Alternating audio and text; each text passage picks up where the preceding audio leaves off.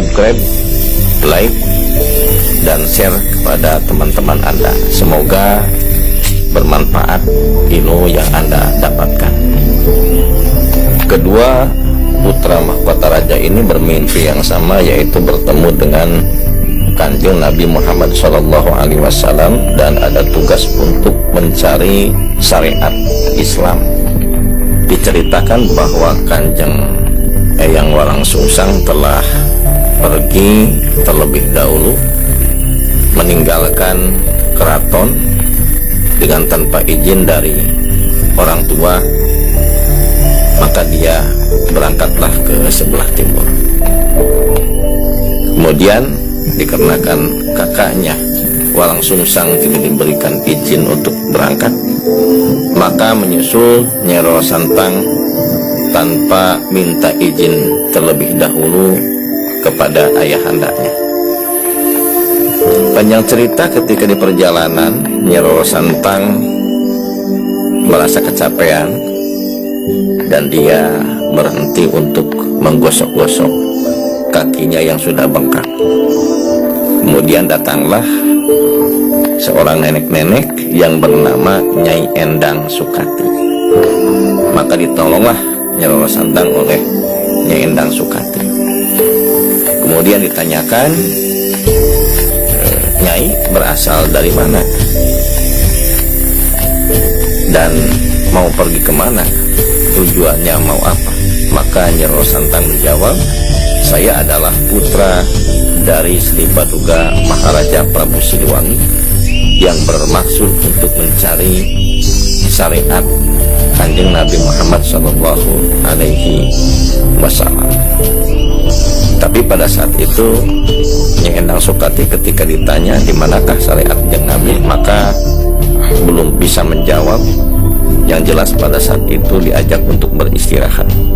Selama dalam peristirahatannya tidak diceritakan entah berapa waktu untuk bekal perjalanan, maka Nini Endang Sakti memberikan ilmu-ilmu untuk keselamatan. Yang pertama bernama Aji Jebuk Tukul, yang kedua Aji Gelang Winangkar, dan yang ketiga adalah baju Dewa Mulia. Yang mana Aji Jebuk Tukul ini apabila dia kena ke tanah walaupun celaka, maka akan kembali selamat dan kembali sembuh. Kemudian yang kedua baju Dewa Mulia adalah untuk bepergian kemanapun beliau pergi maka bisa cepat sampai, dan perwataknya, perwibawaannya adalah selamat. Kemudian Aji Gelang Winangkar, perwataknya apabila ada yang memusuhi, ada yang memukul, maka pukulannya akan kembali kepada orang yang memukul itu sendiri.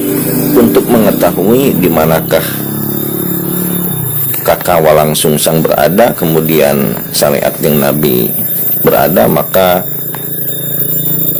Nini Endang Sukati memberikan petunjuk agar menemui Ki Ajar Sakti. Maka terbanglah dengan menggunakan baju Dewa Mulianya, kemudian bertemulah dengan Ki Ajar Sakti. Dan di sana diberikan Aji Gineng, yang mana Aji Gineng ini khasiatnya bisa melihat jarak jauh. Itulah saudara sekalian, dan sekarang alhamdulillah saya sudah sampai di seputar Padepokan Gunung Marapi, yang mana ini adalah merupakan petilasan dari Kanjeng Eyang Walang Sungsang juga Nyai Roro Santang. Sahabat sekalian, siapakah sebenarnya yang berada di Gunung Marapi ini? Tiada lain, beliau adalah guru dari Kanjeng Eyang Walang Sungsang dan Nyai Roro Santang, yang bernama yaitu Syekh Danuwarsi. Yang mana Syekh Danuwarsi ini pada saat itu didatangi oleh Kanjeng Eyang Walang Sungsang.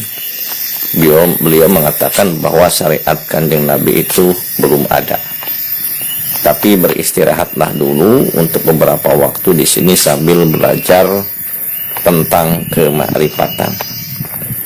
Jadi tentang ilmu kemarifatan, Kanjeng Eyang dan Warsih ini memang sudah mengajarkan walaupun syariat Islam pada saat itu belum datang.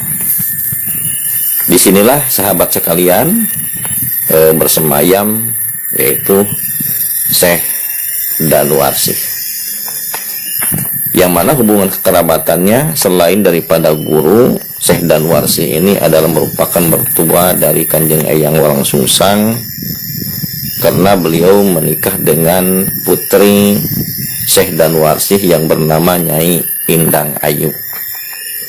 Dari pernikahannya Indang Ayu ini, maka beliau mempunyai putri yang bernama Dewi Pakungwati. Nah, Dewi Pakungwati ini kemudian hari nanti ditikah oleh Sunan Gunung Jati Syarif Hidayatullah. Jadi ikatan kekeluargaan antara Sunan Gunung Jati dengan Syekh Danuarsi yang menjadi guru ibunya sendiri, Nyai Roro Santang, sangat erat sekali dengan Cirebon. Jadi jauh sebelum berdiri perkembangan Islam di Cirebon, maka disinilah awalnya perkembangan Islam tersebut. Sahabat sekalian, inilah lokasinya. Mungkin Anda bisa merasakan walaupun hanya melihat lewat layar kaca, tapi ini sangat menenteramkan hati saya, sangat mengharukan hati saya, dan auranya ini sangat besar sekali, membawa kedamaian dan ketenangan. Kita perhatikan, saya ini sudah berjalan beberapa tangga dan merasa capek rasanya, karena memang tangganya sudah terhitung jauh, dan saya tidak pernah menghitungnya ini entah berapa tangganya, tapi ada yang menghitung lebih dari 90 tangga. Tangga-tangga ini adalah merupakan isyarat bahwa kita untuk mencapai kemarifatan harus melalui torik. Torik itu adalah tangga atau perjalanan supaya kita bisa meningkat kepada martabat ma'rifat. Jadi perjalanan kita dalam mencari ilmu tidak cukup hanya dengan syariat, tapi kita harus melalui tarekat untuk mencapai jalan kemarifatan, yang mana tarekat itu diajarkan supaya mempunyai guru. Sahabat sekalian, alhamdulillahirabbil alamin, waktu demi waktu setelah saya lalui, dan sebentar lagi kita akan naik ke puncak. Di sini Kanjeng Eyang Danuarsi, sahabat sekalian, memberikan ilmu-ilmu kepada kedua muridnya, yaitu Nyai Roro Santang dan Walang Sungsang. Kemudian beliau memberikan kenang-kenangan yang sangat berkhasiat, yaitu yang bernama cincin ampal, yang mana cincin ampal ini merupakan kenang-kenangan dari Eyang Danuarsi yang khasiatnya pada saat itu untuk keamanan, untuk keselamatan. Sahabat sekalian, isyarat daripada ali ampal tersebut atau cincin ampal tersebut, bahwa kita harus mengenal lebih dalam tentang ilmu hakikat, karena cincin ampal itu bisa memuat langit, gunung, dan isi daripada segala yang berada di bumi ini. Jadi isyaratnya tentang keilmuan goib memang harus dicari, terutama dalam urusan makrifat kepada Allah Subhanahu wa Ta'ala.